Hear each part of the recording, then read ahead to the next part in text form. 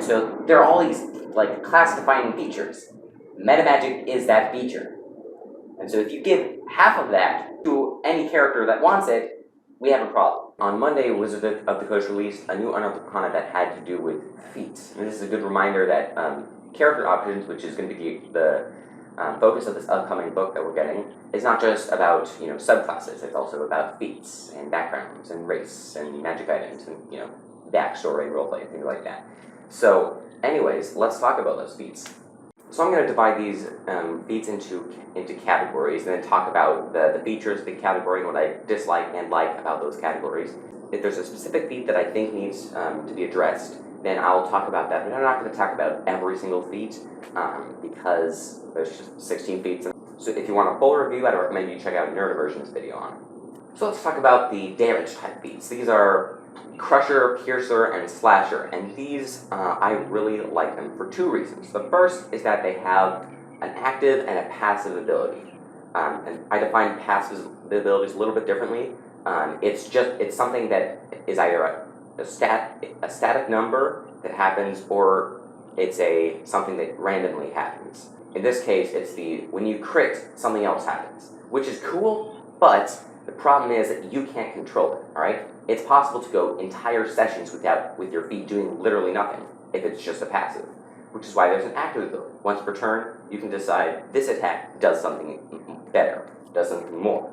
And this is good design because you have an active ability that they can feel like they're being useful. You also have a passive ability that shows up sometimes and randomly changes the nature of the battlefield, which is pretty interesting. The second reason I like this is because these benefits are not damage bonuses. I mean, the Piercer is kind of, but it's rerolled as opposed to additional damage bonuses. Instead, these are tactical benefits and buffs and debuffs, which I think is really good because these are specifically tied to the fantasy of these weapons, alright? Bludgeoning weapons. You're smacking people around with such force. They're moving across the battlefield, and they're getting concussions, and they're getting dazed and things like that. It pulls you out of the DPR mindset, and instead you start thinking about, like, this is how my weapon affects things. I can smack people around with my weapon. And that's what you play at the mighty swings kind of thing of the bludgeoning, whereas Piercer is like, I'll stab this very specific point, where Slasher is like, ha ha ha ha, you are in pain. So these feats are really good. So next let's talk about story feats. So these are things like Shadow Touched, Fey Touched, and Metamagic Adept, where there's a sort of story, there's something happened to you, and now you can take this feat. For instance, Fey Touched. Maybe you had an encounter with the Fae, and now you are blessed by them, or you are cursed by them, which is the same thing. Or with, say, Shadow Touch, you're in the Shadowfell, or you're just anywhere, and you fall into a vat of, like, a pool of darkness, and you come out marked. So these are feats that I would only allow players to take if something had happened to them in the campaign. Now, I wouldn't let that stop players from taking this feat. If somebody wanted to take this feat, I'd say, hold up, has anything happened that would allow you to take this feat? Like, you stumbled upon a source of magic, and now you can meta magic like a sorcerer? They'd say, well, no. And I'd say, okay. So what's going to happen is, within the next few sessions, something like that will happen. Do you have any ideas about, like, something cool that might happen? So I'd get their ideas about maybe how they would get this power or this curse. And then I would twist it, make it different, so even though they had some input in, they didn't see what's coming. And then I'd allow them to take that feat. Maybe, like, I give them a temporary ASI, and when the thing happens, we just switch out the ASI for a feat. The thing to keep in mind with it, if you're having a restriction for, like, this, something has to happen to you, is that restrictions are not here to punish the players for no reason at all. They are here to make the world feel real, but you can work around restrictions as much as you want. Now let's talk about the expanded role feats. These are feats that open up new options and character concepts with just one feat. Poisoner is especially good, allows you to actually be fairly useful with poisons, with decent poisons and ability to ignore resistance. But another thing that I think is very interesting is Gunslinger, or just Gunner, I think it's called. So this one gives you proficiency with firearms, which are listed in the DMG. They're a little bit more powerful than normal weapons, but not too much, like maybe at most 2 higher than the great, like the D12 or something like that. Now with this one, I I like the design, and instead of having a complicated gun crafting system with chances for misfire and upgrades and other things like that, and also having to make a dedicated gunslinger archetype, it's just, okay, here you go. Now you can use guns, here's some quality of life improvements, have fun. I'm not throwing shade on Matt Mercer and his gunslinger and all that stuff, but it's simpler to just have a feat that gives you proficiency. But considering the world for a moment, this feat needs to have a specific restriction that the DM needs to approve it. Even if they've already approved feats for the campaign, the DM needs to approve this feat. Because guns can mess with the feel of certain worlds. If you're going for a very sword and sorcery, medieval fantasy kind of thing, then guns kind of mess up that if they just show up. There are some worlds, like Eberron, for instance, where guns is that's not the weirdest thing that we've seen. Right? But other places like, Greyhawk or like Middle Earth, if you're playing that or something like that, or just many homebrew worlds, guns aren't a thing. And making them a thing with a feat would just ruin it. So this feat needs to be specifically DM approved. There should be a sidebar explaining why, because that's the feel of some fantasy worlds. But other than that, I like the feat. It's a really good feat. Your final category are your Multiclass-Alternate Feats.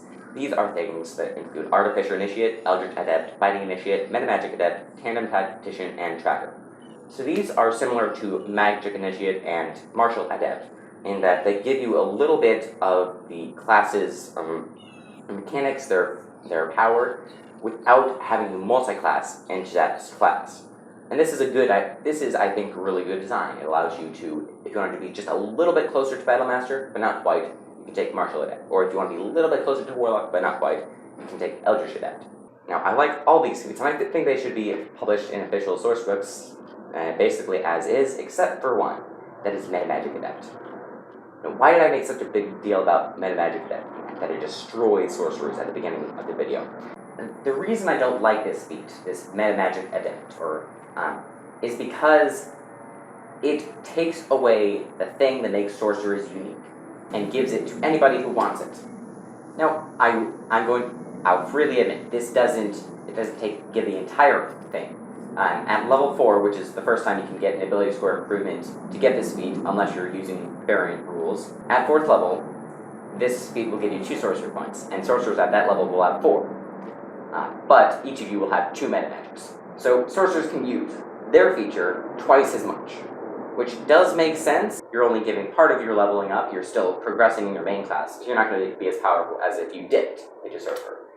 But the problem is, giving you half of their main feature is still robbing them of their uniqueness. So let's talk about sorcerers for a moment, what the class does, mechanically. So everybody has subclasses, so we're not going to consider that. Every spellcaster has spellcasting, so we're not going to consider that as making this the reason you want to play a sorcerer. There's so many other spellcasters, there's so many other subclasses. The reason you'd play a sorcerer is their unique features, and also roleplay features, but again, this feat emulates that.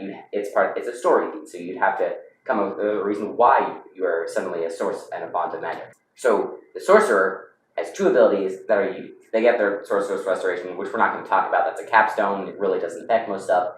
What everybody will get is Font of Magic and Metamagic.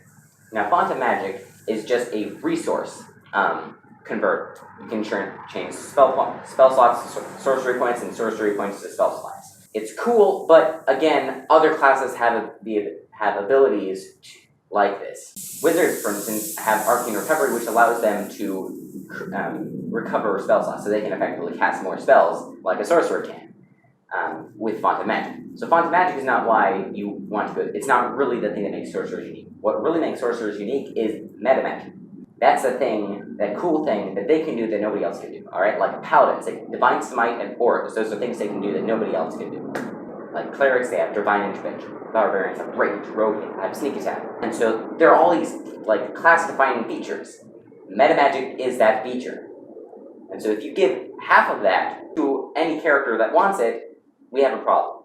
This is why I don't like the feature, this Metamagic Adept feat, because it takes away the one thing that makes sorcerers unique mechanic. But most of these feats, I'd say, fine, publish them all you want, but I do not want Metamagic Adept. I don't think it should be published because it destroys sorcerers. Some of y'all might be getting deja vu at this point. Like, wait, didn't you already make this video saying this Unearthed Arcana destroys a class? I did kind of. In my review of the Unearthed Arcana variant features, I talked about how the spellcasting ability, the spellcasting versatility feature would take away the big thing about the wizards, and I talked very similar concepts. Want to see that video? I'll link it up here or up here somewhere.